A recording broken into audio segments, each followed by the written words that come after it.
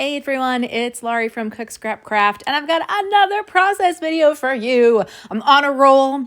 We're doing well. We're sort of almost to the halfway point of this month, so I think my challenge is going well. So if you're enjoying it, I hope you are. I hope that you subscribe to the channel so that you don't miss out on all these process videos and catch up on any ones that you've missed in the February challenge playlist that I created.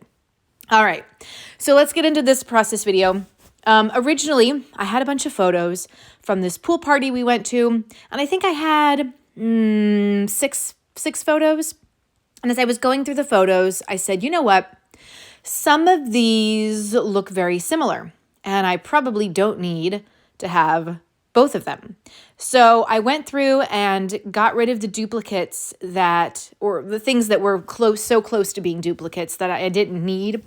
And I got the photos cut down to 4 of them. And I said, okay, what should I do? So I quickly opened my Pinterest scrapbook cards board, and I saw a sketch. It was actually 8.5 by 11, and it had 4 things, 4 photo elements going from top to bottom. And I said, oh, I've done something like that similarly.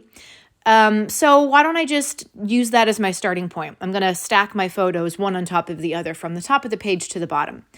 So then I went and I found the papers that I wanted to use. This really lovely lemon paper, which was just a scrap from my scrap bag. And there's another scrap from my scrap bag as well. And then the background is 49 in Market, a really nice quality cardstock. And I'm also using the branding strip from that yellow piece of paper. I think that's Lawn Fawn. It's got yellow stars on it on a white background. And I'm just kind of doing something that I've seen Chamel do many times, where she just takes different patterns of paper and kind of lines them up.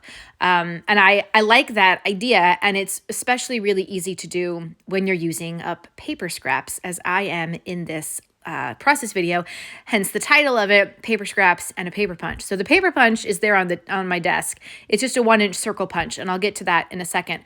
But first I've got to line up my pattern papers. Well, so I have the branding strip and I have the lemons. I will add some of the yellow pattern paper from Lawn Fawn, but I guess I'm going to punch some circles out first. So this is some paper from, it's Disney themed paper, or it's supposed to be Disney themed. And it's from, it could be Simple Stories. I don't know. Sometimes I get some of those collections mixed up. But it has circles on it, which I think are supposed to be like fireworks. So I see that it's got yellow circles and it's got peachy circles. And those are some of the same colors that I've got going on in my pattern papers and my background paper. So I'm using that punch, the 1-inch punch, to just cut those yellow circles out. And I tried doing it with the peach ones. The peach ones are smaller than the yellow ones. I have a smaller hole punch. I just didn't think to grab it, so I fussy cut the rest of the peach circles out.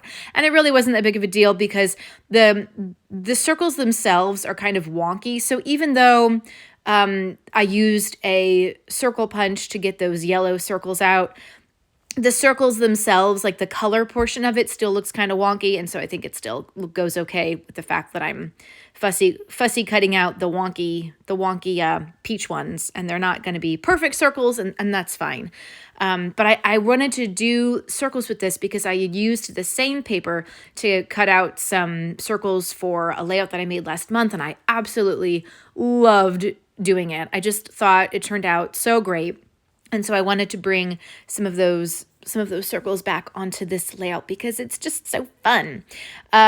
So I've cut my photos down. Most of the photos are 3 by 3, except for a larger one that just could not be cut down. So it's about 3 by 5. I think it's 3 by 5.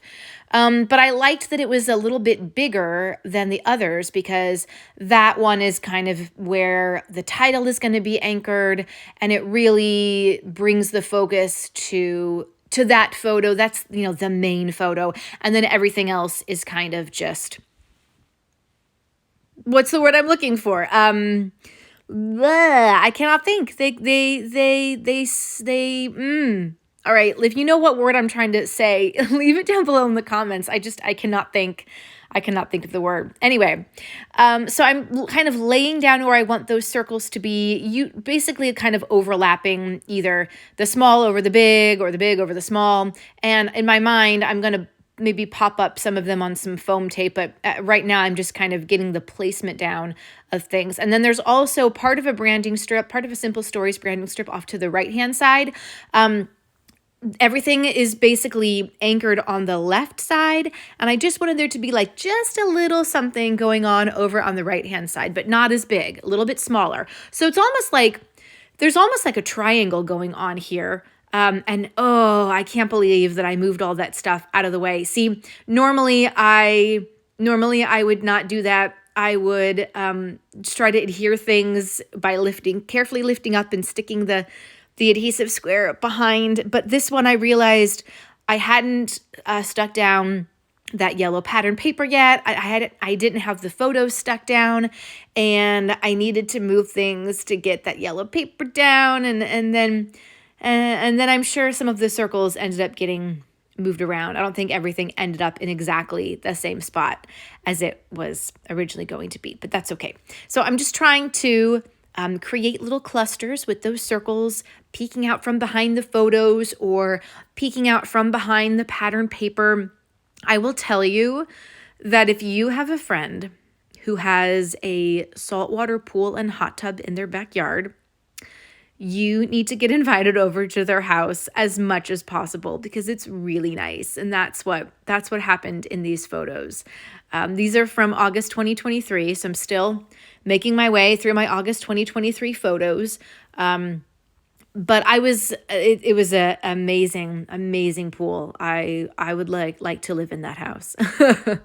Okay, so getting things stuck down, trying to recreate the placement that I had before. Yeah, and then there's that little banner that's from a Simple Stories summer themed collection. It says "So Sunny," and so that's going to be the title. Pretty easy when it's kind of already done for you. And then I'm just going to stick that last photo up on top and add back in the other circles that I had to go with it. I hope that you guys are enjoying this February challenge. One thing that I have been learning as I've been going along is that I print too many photos. I need to be a little more careful about the photos that I print and really take the time to not waste money and get the ones that I definitely want to scrapbook, as opposed to just printing like every single thing and then going, I don't really need this. But I'm glad that I have been able to whittle down some of the photos that I have. And like originally I thought this was going to be a 2-page spread because of the number of pictures I had. And I ended up being able to get it on a single page. So I think we all probably do that. I don't know how you guys print your pictures. If you print them yourself on a home printer, or if you order and send them out and have them delivered, or you go pick them up at Walgreens, do you just say, here are my photos, I'm going to print them? Or are you very particular with what you're printing and making sure that you're getting the photos that you want and not just like all the kind of extras, like the B-side photos? Let me know in the comments. So I'm adding in a few chipboard stickers and flat stickers to these little circle embellishment clusters because it's a pool. I added like a water one down at the bottom. I added some more from the Simple Stories summertime sticker sheet that I had, and some like little hearts and things just to kind of build out those clusters and add a little bit more dimension and visual interest. There are even some lemons to go along with the lemon paper. Those were something that I had saved when I was doing my daughter's lemonade stand scrapbook page. I had saved all these lemon things, and of course I didn't have to use them all.